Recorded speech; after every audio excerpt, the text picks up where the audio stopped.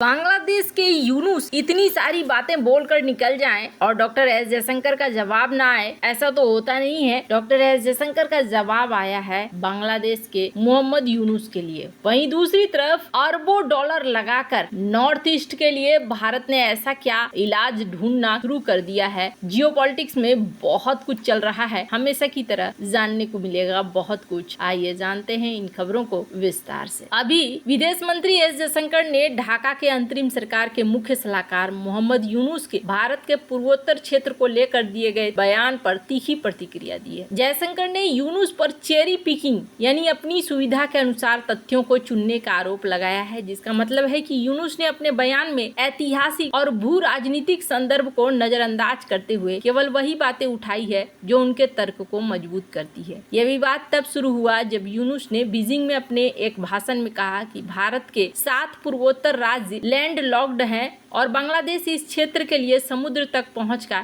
एकमात्र संरक्षक है। उन्होंने चीन को बांग्लादेश के जरिए इस क्षेत्र में आर्थिक विस्तार करने का न्योता भी दिया, जिसे भारत ने अपनी संप्रभुता और क्षेत्रीय अखंडता पर हमले के रूप में देखा। इस तरह के बयानों का ऐतिहासिक संदर्भ समझने के लिए हमें 1971 के बांग्लादेश मुक्ति संग्राम को देखना होगा। उस समय पूर्वी पाकिस्तान, जो अब बांग्लादेश है, पाकिस्तानी सेना के अत्याचारों के खिलाफ विद्रोह शुरू हुआ था। भारत ने इस संकट में हस्तक्षेप किया और न केवल सैन्य सहायता दी बल्कि लाखों शरणार्थियों को अपने देश में शरण भी दी। दिसंबर 1971 में भारत पाक युद्ध के बाद बांग्लादेश एक स्वतंत्र राष्ट्र बना। इस दौरान भारत के पूर्वोत्तर राज्यों, खासकर असम और त्रिपुरा ने शरणार्थियों के लिए अपनी सीमाएं खोली और रसद सहायता प्रदान की। ये एक ऐसा उदाहरण है जहां भारत और बांग्लादेश के बीच में सहयोग और एकजुटता दिखाई। लेकिन यूनुस के हालिया बयान को भारत में इस ऐतिहासिक सहयोग के विपरीत देखा जा रहा है। जयशंकर ने कहा कि यूनुस का ये कहना कि बांग्लादेशी पूर्वोत्तर के लिए समुद्र तक पहुंच का एकमात्र रास्ता है, न केवल तथ्यात्मक रूप से गलत है बल्कि ये भारत की संप्रभुता को कमजोर करने की कोशिश भी है। भारत का तर्क है कि उसने बांग्लादेश के साथ चटगांव बंदरगाह जैसे समझौतों के जरिए पहले ही सहयोग स्थापित किया है, जिसके तहत भारतीय सामानों को बांग्लादेश के रास्ते समुद्र तक पहुँचाया जाता है।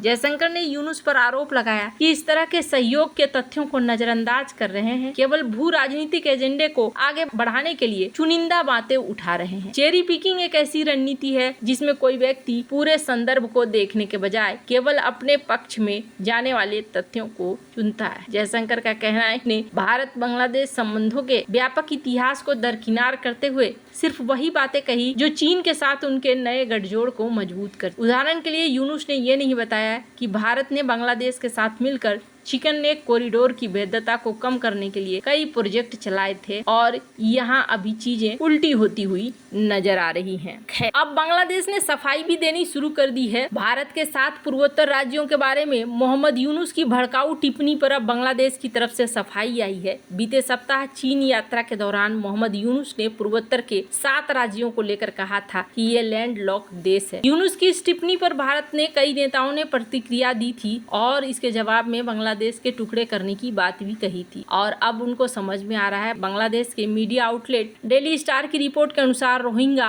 और अन्य प्राथमिकताओं के लिए मोहम्मद यूनुस के उच्च प्रतिनिधि खलीलुर रहमान ने कहा कि यूनुस ईमानदारी से बयान दिया, अगर लोग इसे गलत समझते हैं तो हम रोक नहीं सकते हैं। बीजिंग यात्रा के दौरान एक कार्यक्रम में मोहम्मद यूनुस ने कहा था कि पूर्वोत्तर के राज्य लैंड लॉक हैं। भारत ने तीखी प्रतिक्रिया दी थी और अभी बिम्स्टेक में यहाँ पर मुलाकात हो रही है। अब असल में क्या है, भारत का एक बड़ा प्लान है और ये प्लान कहा जा रहा है 39 अरब डॉलर का है। भारत की दुखती रग कहे जाने वाले चिकन नेक यानी कि सिलीगुड़ी कॉरिडोर पर बांग्लादेश के जहरीले मोहम्मद यूनुस ने अपनी बुरी नजर डाली है। अपनी चीन के यात्रा के दौरान मोहम्मद यूनुस ने भारत के 7 सिस्टर्स का जिक्र करके चीन को एक तरह से ऑफर दे डाला। बांग्लादेशी नेता के इस बयान की भारत में बहुत तीखी प्रतिक्रिया हुई, ये तो हमने कहा ही है। लेकिन इसके बाद डॉक्टर एस जयशंकर ने कई बातें इशारा में समझा दिया। पीएम मोदी भी इस अहम बैठक में हिस्सा लेने पहुंच गए, जहां मोहम्मद यूनुस से भी उनकी मुलाकात होनी है। 29 अरब डॉलर का प्लान क्या है? बिम्स्टेक सम्मेलन में विदेश मंत्रियों के बैठक के दौरान जयशंकर ने कहा कि भारत के पूर्वोत्तर का इलाका ट्राइलेटरल हाईवे के जरिए सीधे प्रशांत महासागर से जुड़ेगा। उन्होंने कहा कि यह हाईवे भारत के लिए गेम चेंजर साबित होंगे। पीएम मोदी गुरुवार को थाईलैंड के पीएम पैटोनगाट छिनवात्रा के साथ मुलाकात में दक्षिण पूर्वी एशियाई देशों के इस महत्वाकांक्षी प्रोजेक्ट में शामिल होने के बारे में बात कर सकते हैं। ये पूरा हाईवे 87 किलोमीटर लंबा होगा और इसमें रेलवे लिंक भी होगा जो पूरे मलय प्रायद्वीप, अंडमान सागर और थाईलैंड की खाड़ी को जोड़ेगा। इस पूरे लैंड ब्रिज प्रोजेक्ट पर 29 अरब डॉलर का खर्च आएगा। थाईलैंड चाहता है कि भारत इस प्रोजेक्ट में शामिल हो, जिसमें शामिल होने का इरादा पहले ही चीन दिखा चुका है। चीन को लग रहा है कि अगर वो इस हाईवे प्रोजेक्ट में शामिल होता है तो उसका मलक्का स्ट्रेट का संकट खत्म हो जाएगा। चीन को हमेशा से ही डर सताता है कि युद्ध की स्थिति में भारत और अमेरिका उसे इंडोनेशिया के पास मलक्का स्ट्रेट में घेर सकते हैं, जहां से उसका अरबों डॉलर का व्यापार होता है। इसी वजह से चीन चाहता है कि उसे एक वैकल्पिक रास्ता मिले। पीएम मोदी बैंकॉक में पहुंचने के बाद पीएम छिनवात्रा से मुलाकात करेंगे। शुक्रवार को बंगाल की खाड़ी से लगे 7 बिम्स्टेक देशों की बैठक शुरू हो रही है। स्क्रीन पर इन वीडियोस को देख रहे हैं और अब ये नया ट्रेड लाइन बनने की बात हो रही है। भारतीय विदेश मंत्रालय का कहना है कि इस मुलाकात के दौरान थाईलैंड के साथ रिश्तों की पूरी समीक्षा होगी। इसे मजबूत करने पर फोकस किया जाए। भारतीय अधिकारियों का कहना है कि भारत थाईलैंड के लैंड ब्रिज बनाने के प्रस्ताव को लेकर सकारात्मक रुख अपनाएगा। बैंकॉक खुद को एक लैंड ब्रिज के रूप में प्रोजेक्ट कर रहा है और दिखाने की कोशिश कर रहा है कि मलक्का स्ट्रेट के सकरे रास्ते के बजाय उसके जमीनी रास्ते से तेल और अन्य सामानों को पहुंचाना सस्ता और कम समय लेने वाला छोटा रास्ता। मलक्का स्ट्रेट अंडमान सागर को दक्षिण चीन सागर से जोड़ता है, जो पश्चिमी प्रशांत महासागर के हिस्सा है। ये दुनिया के सबसे महत्वपूर्ण और व्यस्त समुद्री रास्तों में शामिल है। बैंकॉक के लैंड ब्रिज के तहत 2 समुद्री बंदरगाह बनाए जाएंगे। इसमें एक गल्फ ऑफ थाईलैंड और दूसरा अंडमान सागर में बनाया जाएगा। इसे 87 किलोमीटर लंबे हाईवे और रेलवे नेटवर्क जोड़ा जाएगा। चीन इसे मलक्का स्ट्रेट के विकल्प के रूप में देख रहा है और इसमें जमकर पैसा लगाने को तैयार। वहीं भारत को स्ट्रिंग ऑफ पर्ल का खतरा सता रहा है। चीन भारत को घेरने के लिए स्ट्रिंग ऑफ पर्ल्स की नीति पर चल रहा है। थाईलैंड के लैंड ब्रिज प्रोजेक्ट में अगर भारत शामिल होता है तो इससे जहां चीन का प्रभाव इस इलाके में कम होगा, वहीं भारत को मलक्का स्ट्रेट में बढ़त मिली हुई है वो बनी रहेगी। इसके अलावा इस ब्रिज से पूर्वोत्तर भारत की सूरत बदल सकती है। भारत का ये इलाका सीधे व्यापार के लिए दक्षिण पूर्वी एशियाई देशों के साथ जुड़ जाए। एशियाई टाइगर्स से जुड़ने से पूर्वोत्तर भारत में विकास में तेजी आएगी। भारत के पूर्वोत्तर इलाके का दक्षिण पूर्व एशिया के देशों के साथ गहरा ऐतिहासिक संबंध है। ये पूरा इलाका आपस में जमीन से जुड़ा हुआ है। दोनों ही इलाके की संस्कृति में काफी समानता है। भारत, म्यांमार, थाईलैंड के बीच एक ट्राइलेटरल हाईवे बन रहा है जो भारत के मोरे शहर को म्यांमार के रास्ते थाईलैंड के माईशोट से जोड़ेगा। यह हाईवे थाईलैंड के लैंड ब्रिज से जुड़ जाएगा तो भारत आसानी से प्रशांत महासागर तक पहुंच जाएगा। इससे व्यापार में बहुत तेजी आएगी और नॉर्थ ईस्ट में विकास की गंगा बहेगी। इससे पूर्वोत्तर से भारत के मुख्य हिस्से का संपर्क और बेहतर होगा और बांग्लादेश तथा चीन का चिकन नेक प्लान भी यहाँ पर नहीं चलेगा। तो बहुत सारी चीजें हैं। बांग्लादेश ने जो कुछ भी कहा है उसका असर भी दिखेगा। आने वाले दिनों में कई सारी चीजें भी देखने को मिलेंगी। हालांकि खुद बांग्लादेश में भी बहुत सारे परिवर्तन आएंगे। अभी वो जो भी बयान दे रहे हैं बहुत हड़बड़ाहट में दे रहे हैं और बहुत ही उलझे तरीके से दे रहे हैं। वैसे आपको क्या लगता है, इन सब मामले में आपकी क्या राय है, कमेंट कर जरूर बताएं। जल्द मिलते हैं अगली वीडियो में नई खबर के साथ।